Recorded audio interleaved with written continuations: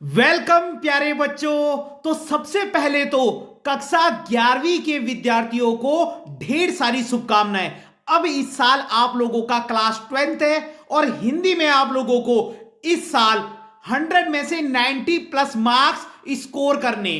तो इसके लिए आपको पहले सिलेबस को जानना होगा और सीबीएसई ने सेशन 2023 और 24 के लिए सिलेबस भी जारी कर दिया है। तो बस किस बात का इंतजार है, आइए हम हिंदी के सिलेबस को जानते हैं। तो इस वीडियो में आप लोगों को पता चलेगा कि आपने कौन कौन से पार्ट पढ़ने।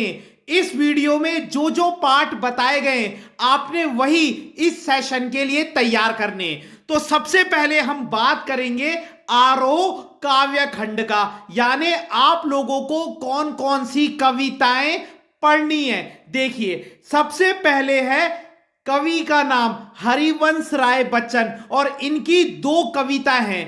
पहला है आत्म परिचय और दूसरी कविता है दिन जल्दी जल्दी ढलता है। तो आपने ये दो तैयार करनी है, ठीक है। उसके बाद है कवि आलोक धनवा की और इनकी कविता का नाम है पतंग, ठीक है, ये भी आपने तैयार करनी है।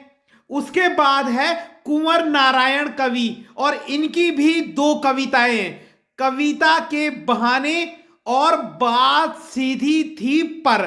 ये दो कविताएं भी आपने तैयार करनी है। फिर चौथे कवि का नाम है रघुवीर सहाय और इनकी कविता का नाम है कैमरे में बंद अपाहिज। उसके बाद अगले कवि का नाम है शमशेर बहादुर सिंह और इनकी कविता का नाम है उषा। अगले कवि का नाम है सूर्यकांत त्रिपाठी निराला और इनकी कविता का नाम है बादल राग।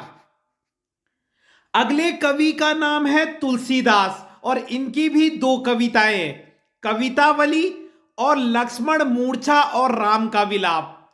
अगले कवि का नाम है फिराक गोरखपुरी और इनकी जो कविता का नाम है वो है रुबाइयां।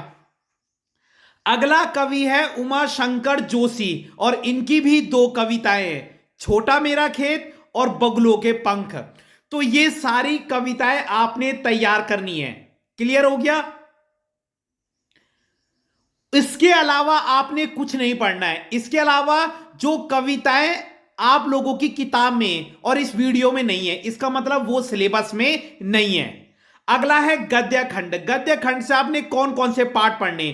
पहला है महादेवी वर्मा का भक्तिन, दूसरा पाठ है जैनेन्द्र कुमार का बाजार दर्शन, तीसरा पाठ है धर्मवीर भारती का काली मेघा पानी दे, चौथा पाठ है फणीश्वर नाथ रेणु का पहलवान की ढोलक, पांचवा पाठ है हजारी प्रसाद द्विवेदी जी का शीरीष के फूल और अगला पाठ है भीमराव अंबेडकर जी का। इनके दो पाठ हैं, श्रम विभाजन और जाति प्रथा, मेरी कल्पना का आदर्श समाज। तो इनके दो पाठ है। तो ये गद्य खंड का सिलेबस है, ठीक है।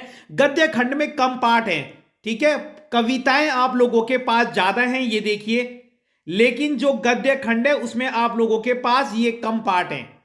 अब इसके बाद है आप लोगों की बुक अभिव्यक्ति और माध्यम, जिसमें बच्चों को बहुत कंफ्यूजन होता है कि क्या पढ़ना है। तो इसमें आपने ये 6 चैप्टर तैयार करने। सबसे पहला विभिन्न माध्यमों के लिए लेखन, दूसरा पत्रकारिता लेखन के विभिन्न रूप और लेखन प्रक्रिया, तीसरा विशेष लेखन स्वरूप और प्रकार, चौथा कैसे करें कहानी का नाट्य रूपांतरण, पांचवा कैसे बनता है रेडियो नाटक और छठवां नए और अप्रत्याशित विषयों पर लेखन। तो अभिव्यक्ति और माध्यम से ये 6 पाठ आपने तैयार करने, यही आपके सिलेबस में। और उसके बाद जो राइटिंग पोर्शन से आएगा उसके पहले है वितान। वितान से आपको 3 पाठ तैयार करने।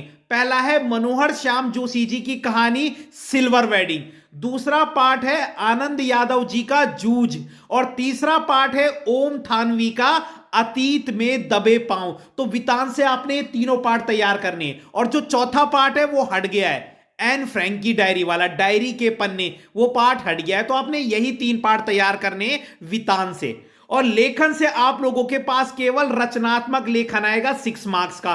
ठीक है, रचनात्मक लेखन, इसमें आप लोगों को 3 या 4 टॉपिक दिए होंगे, आपको एक टॉपिक पर लिखना है। क्लियर हो गया? तो यही आप लोगों का क्लास 12th का हिंदी का सिलेबस है। क्लियर है? तो आप लोग इसे ढंग से देख लीजिए।